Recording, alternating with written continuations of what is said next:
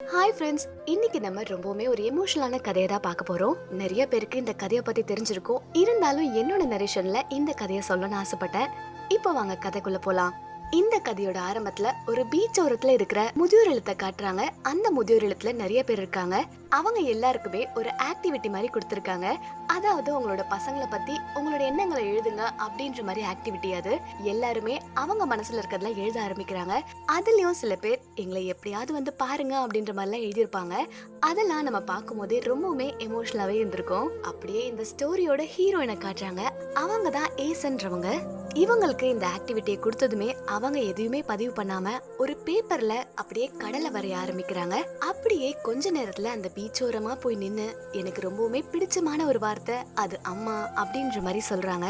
அப்படியே பிளாஷ்பேக்கும் போறாங்க. அதுல ஏசனுக்கு அவங்க அம்மாவை ரொம்ப பிடிக்கும் அப்படின்ற மாதிரி தான் ஸ்டோரியை ஆரம்பிப்பாங்க. ஏசனோட அம்மா கடல்ல மூழ்கி அங்க இருக்கிற நத்தை சங்கு இது எல்லாமே கலெக்ட் பண்ணி அவங்க அங்க விக்கிறது தான் அவங்களோட வேலையா இருக்கும். அதுலயும் ஏசன் ரொம்ப நேரமா அவ கையில ஒரு பேப்பரை வச்சுட்டு அவங்க அம்மாவை சந்திக்கணும்னு வெயிட் பண்ணிட்டு இருப்பா. அம்மா எப்பமா நீங்க வருவீங்க, சீக்கிரமா மேல வாங்கம்மா அப்படின்ற மாதிரி அவங்க அம்மாவை கூப்பிட்டுட்டே இருக்கா. ஆனா அவங்க அம்மா திரும்பி வராம இன்னும் நிறைய நத்தைகளையும் சங்குகளையும் எடுக்க போறாங்க. இவங்க அம்மா மாதிரி அங்கேயும் சில பெண்கள் இருக்காங்க. அவங்களும் இதே வேலையை தான் பண்ணிட்டு இருக்காங்க. அவங்க எல்லாருமே கூடி பேசிட்டு இருக்காங்க. அந்த நேரம் தூரத்துல ஒரு பையன் நின்னுட்டு இருக்கான். அந்த பையன் வேற யாரும் இல்ல, இவங்க கொண்டு வந்த நத்து சங்கு இது எல்லாத்தையும் கொண்டு போய் அவங்க அப்பா கடையில கொடுத்து அவங்க அப்பா அதை சேல் பண்ணி கொடுக்கற காசு தான் இவங்க எல்லாருக்குமே கிடைக்கும். உடனே அங்க இருக்கிற பெண்கள் எல்லாரும், இங்க பாரு ஏசன், உன் பக்கத்துல இருக்கணும் பாரு, உன்னை பார்த்துட்டே அவனுக்கு கண்ணெல்லாம் செவந்து போய் எப்படி வெக்கப்படுறான் பாரு, முதல்ல உங்க அம்மாவை விட்டுட்டு அவனை கவனி அப்படின்ற மாதிரி அவங்க எல்லாம் ஒன்னா சேர்ந்து கலகலன்னு சிரிச்சிட்டு இருக்காங்க. அப்பதான் ஏசனுக்கும் அவனை பார்த்ததுமே ரொம்ப கோவம் வருது. உடனே அவன் கிட்ட போய், யாராவது ஒன்னு அடிச்சாங்களாடா, அப்புறம் ஏன்டா உன்னோட கண்ணம் செவந்திருக்கு, எப்ப பாரு ஏன்டா என் பின்னாடியே சுத்திட்டு இருக்க, உனக்கு வேற வேலையே இல்லையாடா அப்படின்ற மாதிரி அவன் கிட்ட சொல்ல, அவனும் அப்படியே பயத்திலயும் சரி வெக்கத்திலயும் தலையை குடிஞ்சிட்டு அப்படியே போறான். அது மட்டும் இல்லாம அங்க இருக்கிற பெண்கள் எல்லாருமே ஏசனை கிண்டல் பண்ற விதமா, ஏசன் நீ அந்த பையனை கல்யாணம் பண்ணிக்கோ, ஏன்னா அவன் மீன் விக்கிறனால நீ பெருசானதுமே உன்னை நல்லா பாத்துக்குவான் அப்படின்ற மாதிரி எல்லாம் கிண்டல் பண்றாங்க. கொஞ்ச நேரத்துல கடல்ல இருந்து ஏசனோட அம்மாவும் வெளியே வராங்க. எல்லாரும் சேர்ந்து எவ்வளவு நத்தை எடுத்திருக்காங்க, எவ்வளவு சங்குலாம் எடுத்திருக்காங்க அப்படின்றத கணக்கிட்டு இந்த பையனுக்கு கொஞ்சம் கொஞ்சமா எடுத்து கொடுத்துட்டு இருக்காங்க. அந்த நேரத்துல அங்க இருந்த பொண்ணுறுத்தி ஒரு வயசான பாட்டியை பத்தி பேசிட்டு இருக்காங்க. அதாவது அந்த வயசான பாட்டிக்கு ரொம்ப உடம்பு முடியாம இருக்கு, அதனால அவங்களுக்கு உதவி செய்யணும்னா நம்மளோட பங்குல இருந்து கொஞ்சம் கொடுக்கலாமே அப்படின்ற மாதிரி சொல்ல, மத்த பெண்களும் அவங்க கிட்ட இருக்கிற அந்த சங்காகட்டும் நத்தையா இருக்கட்டும் அது எல்லாமே கொஞ்சம் எடுத்து அவங்க கிட்ட கொடுக்கறாங்க. அந்த நேரத்துல ஏசனோட அம்மா கிட்டயும் கொஞ்சம் நீயும் கூட அந்த பாட்டிக்கு அப்படின்ற மாதிரி சொல்றாங்க. ஆனா ஏசனோட அம்மாக்கு பயங்கரமா கோவம் வருது. என்னது, நான் கொடுக்கறதா, நான் எதுக்கு கொடுக்கணும், நான் கஷ்டப்பட்டு கடல்ல போய் நான் எடுத்துட்டு வந்தா நான் கொடுக்கணுமாமே அப்படின்ற மாதிரி அவங்க பயங்கரமா டென்ஷனா இருந்து மட்டும் இல்லாம, என்னாலலாம் கொடுக்க முடியாது, இந்த பணம் எல்லாம் என்னோட ஃபேமிலிக்கு தேவைப்படுது அப்படின்ற மாதிரி அவங்க கோவமா கத்திட்டு இருக்காங்க.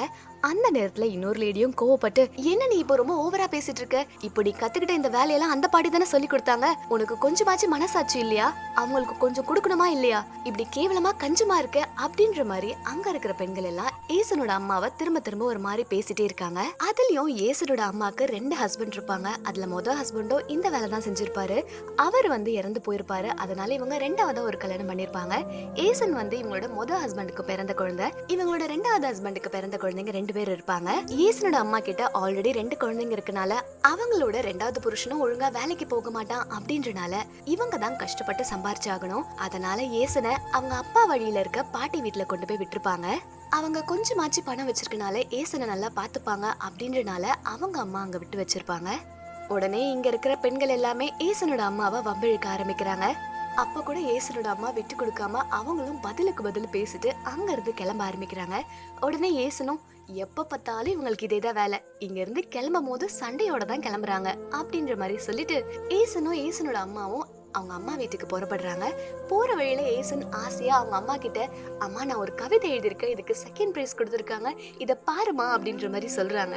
வீட்டுக்கு போன அந்த அம்மாவும், இப்ப இதனால என்ன யூஸ், இதனால காசு கிடைக்க போதா, வயிறு நிறைய போதா, இல்ல அப்படின்ற மாதிரி அவங்க சொன்னதுமே அவளுக்கு கொஞ்சம் கஷ்டமாவே போயிடுது. ஏன்னா அவளோட கவிதைய அவங்க அம்மா படிக்கல அப்படின்றனால அங்க இருக்கிற செடிக்கெல்லாம் தண்ணி ஊத்திட்டு ஏசனும் அவங்க அம்மா கிட்ட, அம்மா நான் இந்த வீட்ல உன் கூடவே இருக்குமா ப்ளீஸ்மா அப்படின்ற மாதிரி சொல்றா.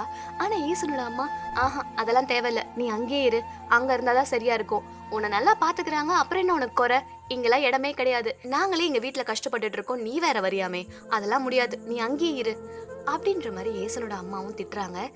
ஆனா அவ பொறுமையான குரல்ல, இல்லம்மா எனக்கு பண்ண மீன் சாப்பிடணும்னு ஆசையா இருந்தது, ஆனா சித்தப்பாவும் நான் நல்ல மார்க் எடுத்தாதான் கொடுப்பேன் அப்படின்ற மாதிரிலாம் சொல்றாரு அப்படின்ற மாதிரி இவ சொன்னதுமே ஏசனோட அம்மாக்கு ஒரு மாதிரி ஆகிடுச்சு. அது மட்டும் இல்லாம என்ன அங்க ஒழுங்காவே பாத்துக்க மாட்டேங்கிறாங்கம்மா, எல்லா வேலையும் என்கிட்டயே குடுக்குறாங்கம்மா அப்படின்ற மாதிரி சொன்னதுமே, நீ எந்த காரணமும் சொல்ல தேவையில்ல, அதுதான் உன்னோட வீடு, நீ அங்கதான் இருக்கணும் சரியா அப்படின்னு சொல்லி அவங்க அம்மாவும் சொல்லி முடிக்க, ஏசனும் அங்க இருக்கிற பூந்தொட்டில தண்ணி ஊத்தி முடிச்சுட்டு அவங்க அம்மா என்ன பேசியும் வழிக்கு வர மாட்டேங்கிறாங்கன்னு சொல்லி அவளும் வீட்டுக்கு கிளம்ப ஆரம்பிக்கிறா. அந்த நேரம் பார்த்து ஏசனோட அம்மாவோட 2வது புருஷனும் வராரு. என்ன ஏசன், நைட் இங்க சாப்பிட்டு போலால அப்படின்ற மாதிரி சொல்றாரு. இருந்தாலும் அவ மூஞ்ச சோர்வா வச்சுட்டு அங்க இருந்து கிளம்பிடுறா. உடனே இவரும், ஏசன் நம்ம கூடயே இருந்தா என்ன, பாவம் அவ எப்ப பார்த்தாலும் உன்னை தேடி வரால, உன் கூடயும் வச்சுக்க வேண்டியதானா அப்படின்ற மாதிரி சொல்றாரு. ஏசன் கிளம்பின பிறகு அவங்க அம்மா ஸ்மோக் பண்ணலான்னு சொல்லி சிகரெட் எடுக்கிறதுக்காக அந்த பூச்செடியோட தொட்டியை தூக்குறாங்க. அந்த நேரம் தான் தெரியுது அவங்க அம்மா சிகரெட் பிடிச்சு அவங்களோட உடம்ப கெடுத்துக்க கூடாது அப்படின்றதுக்காக தான் அந்த பூச்செடியிலேயே தண்ணி ஊத்தி அந்த சிகரெட் எல்லாமே நினைச்சு வச்சிருப்பா. தன்னோட அப்பாவை இழந்த அவ தன்னோட அம்மாவையும் இழக்க கூடாதுன்னு தான் அந்த மாதிரி பண்ணிருப்பா.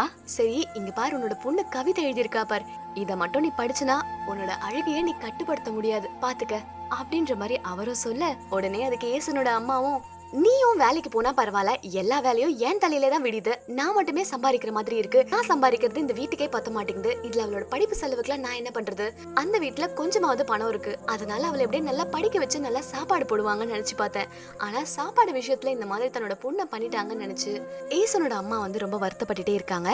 அவங்களும் வேகமா பிடுங்கி அந்த கவிதையை படிக்க ஆரம்பிக்கிறாங்க. அதுக்குள்ள ஏசனும் அவளோட பாட்டி வீட்டுக்கு போயிடுறா. அங்க போனதுமே அவளோட சித்தப்பா பசங்க படிச்சிட்டு இருக்காங்க.